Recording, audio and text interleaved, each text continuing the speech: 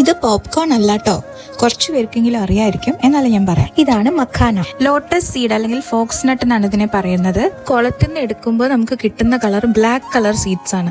അത് കഴിഞ്ഞ് അവരതിനെ ഉണക്കാൻ വെച്ച് ഹീറ്റ് ചെയ്ത് പിന്നെയും ഉണക്കാൻ വെച്ച് പിന്നെ അത് ഹീറ്റ് ചെയ്യുമ്പോൾ വെള്ള കളർ സാധനം പോപ്പ് ചെയ്ത് പുറത്തേക്ക് വരും.